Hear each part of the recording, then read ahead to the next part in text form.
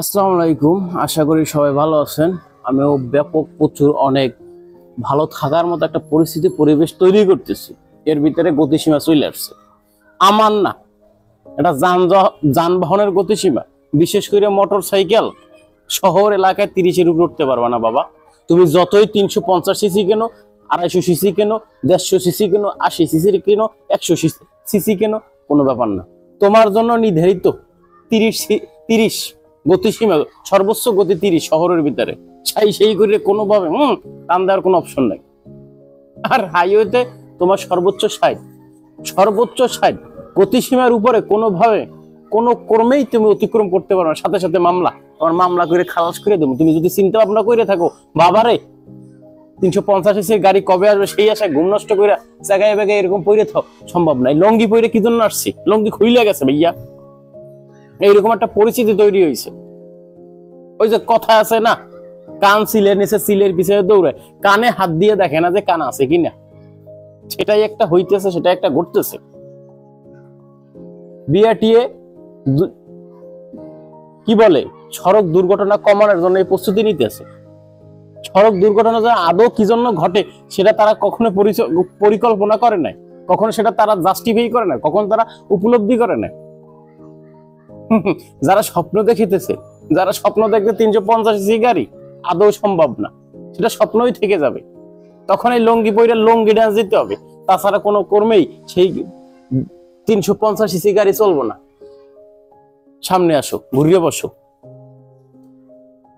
গতিসীমা হাইওয়েতে পরিবহনের 80 আর motor cycle 60।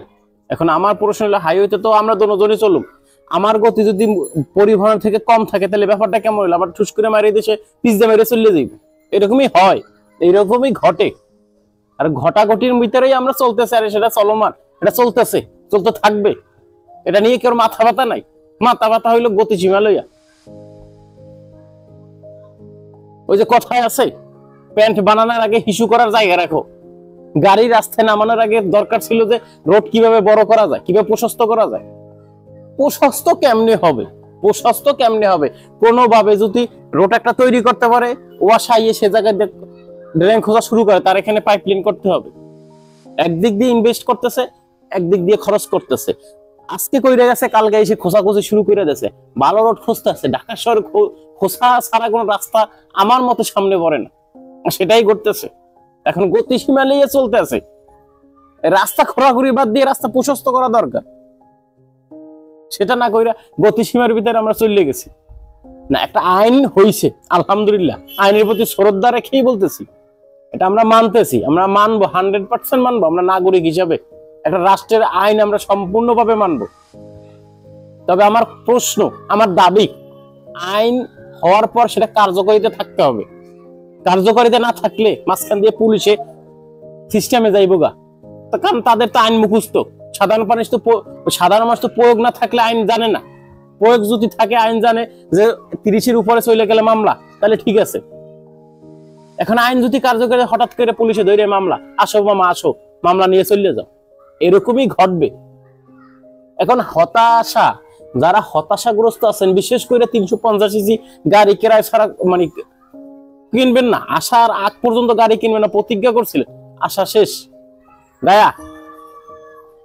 আর গাড়ি কেনা হইল না বাবা, গাড়ি চালানোর দরকার নাই। একটা পর্যায়ে একটা জোক, একটা আকাঙ্ক্ষা নিয়ে যে চিন্তা ভাবনা করে রাখছো, সেটা শেষ। অথচ শহরের ভিতরে ফিটনেস, আরে বাবা রে, দেখে মনে হয় যে আর জামা কাপড় কেউ পরায় নাই।